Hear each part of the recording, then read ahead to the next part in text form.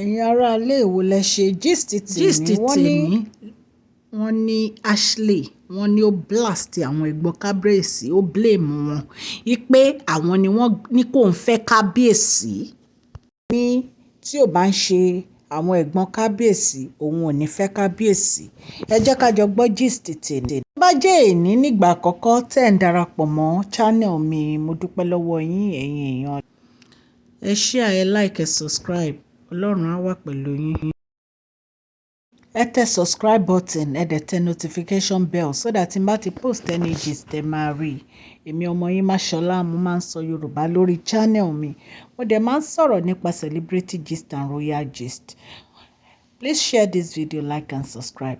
God bless you all. Ashley sọ wípé àwọn ẹ̀gbọ́n kábíyèsí àwọn ni wọ́n tí òun sí nǹkan tó ń ṣe láti lọ fẹ́ kábíyèsí, pé tóun bá mọ̀ pé kábíyèsí ò nífẹ̀ẹ́ òun ò ní ever fẹ́ kábíyèsí. Ó ní àwọn ẹ̀gbọ́n kábíyèsí ló sọ fún òun allegedly bá ṣe gbọ́ wípé tí òun bá ti get rid Queen Naomi kúrò nínú palace pé kábíyèsí á nífẹ̀ẹ́ òun. Ẹ̀yin aráalé ẹ rí pé ayé le. Ṣé ẹ rántí gist kan tí mo ṣe lẹ́yìn àdúrà ọlọ́jọ́ méje tí kábíyèsí gbà tí wọ́n ní pé ẹni tó súnmọ́ èèyàn òun ló ń ṣe èèyàn, pé ẹlòmíì máa wà lẹ́gbẹ̀ẹ́ èèyàn báyìí pé èèyàn ò ní mọnú ẹni yẹn. Ó ní ọ̀rọ̀ àwọn àbúrò wọn àtàwọn àǹtí wọn yìí. Báwo lẹ ṣe máa sọ fún Ashley pé kó get rid Queen Naomi, pé tó bá ti get rid Queen Naomi, tí Queen Naomi bá ti kúrò ní palace kábíyèsí máa nífẹ̀ẹ́? Ẹ̀yin èèyàn lé kéèyàn máa sá fáwọn èèyàn máa ní.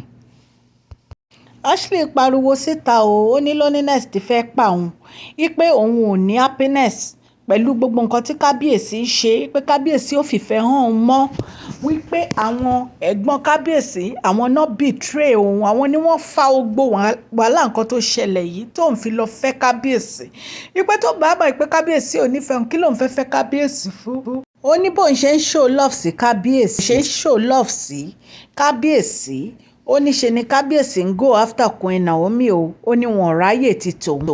Ó ní ṣé Queen Naomi nìkan lobìnrin tó wà láyé ni. Ó ní bí kábíyèsí ṣe máa ń ṣe pé kábíyèsí máa ń ṣe bí ìgbà tó yẹ pé Queen Naomi nìkan lobìnrin tó wà láyé, wípé kábíyèsí ò fẹ́ mọ̀ any other thing, pé gbogbo àwọn obìnrin wọ́n ń show love sí kábíyèsí, wípé kábíyèsí máa go after Queen Naomi ṣáá ni. Ó lóun ò lè hide ọ̀rọ̀ yìí mọ́ lòun fi bẹ́ speaker wípé ó ti sùn. Ó ní àwọn sísítà kábíyèsí páwọn náà deceive òun o, wípé tóun bá mọ̀ pé irọ́ ni wọ́n ń pa fún òun ò ní try láyé láti fẹ́ kábíyèsí. Allegedly nǹkan tá a gbọ́ là ń sọ fún yín o. Ó ní bí wọ́n ṣe deceive gbogbo àwọn obìnrin tó fẹ́ kábíyèsí náà nìyẹn. Ó ní wọn ò ní happiness.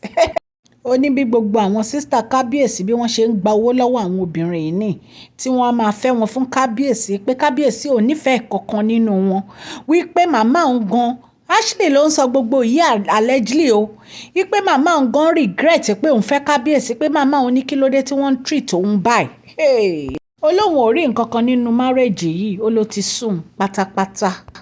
Ó nígbà tóun wá sí Nàìjíríà ó ní kábíyèsí ò ráyè tóun, ó ní kábíyèsí kọ́ dáhùn bí omi ìṣanwọ́ ni, wípé kò sí time kankan tí kábíyèsí ní fún anybody. Ó ní kábíyèsí máa wà lórí fóònù láti alẹ́ títí di àárọ̀ pẹ̀lú Queen Naomi ni tí wọ́n máa bẹ Queen Naomi. Ó ní kábíyèsí ò nífẹ̀ẹ́ anybody àwọn, ó ní ọ̀rọ̀ Queen Naomi ṣáá ni kábíyèsí ń sọ everyday. Ó ní bí kábíyèsí á ṣe máa pàràkúrẹ́ tó máa bọ̀ nìyẹn, tó máa pàràkúrẹ́ tó máa bọ̀. Ẹ̀yin èèyàn lé kìí ṣe nǹkan kékeré, ọ̀rọ̀ Ashley kan pa mí lẹ́rìn ni honestly. Wọ́n ní Ashley sunkún láàárọ̀ títí dalẹ́ ni, wípé ńgbà tó tún yá ó tún ní àbí Queen Naomi ń lo nǹkan fún kábíyèsí ni. Ọlọ́run o, ẹ̀yin èèyàn alẹ́ èyí tún lágbára. Ó ní bí gbogbo àwọn ṣe wà nínú palace títà kábíyèsí fáwọn, ó ní kábíyèsí ò ráyè anybody àwọn o. Ó ní camouflage lẹ rí, ó ní camouflage lẹ́yìn èèyàn rí. Ó ní kò sí happiness kankan ní ibì kankan fún anybody. Ó ní Queen Naomi nìkan ni kábíyèsí nífẹ̀ẹ́, ó ní Queen Naomi nìkan ni kábíyèsí wà interested. Ó ní àwọn sísítà kábíyèsí mọ nǹkan tó ń ṣẹlẹ̀, ó ní bọ̀ òun kò kàn wọ́n, ó ní táwọn yẹn bá ti rówó ó ló ti tán. Ẹ̀yin aráalé, Ashley yìí ń kà o.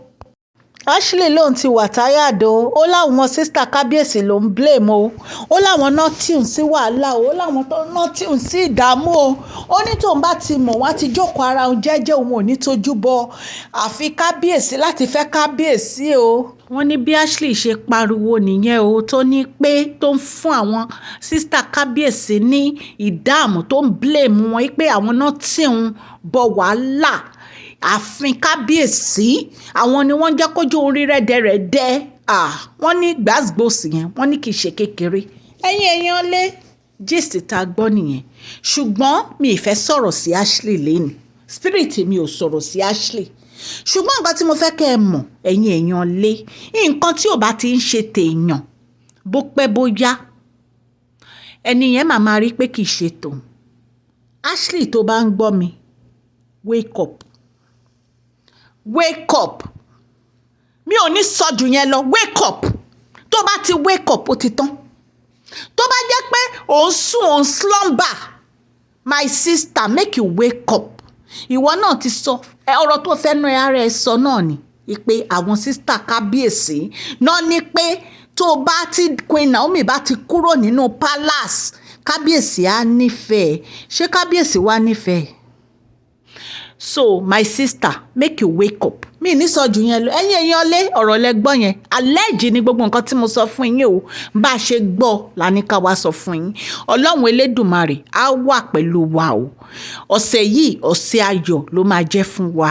Please share this video, like and subscribe.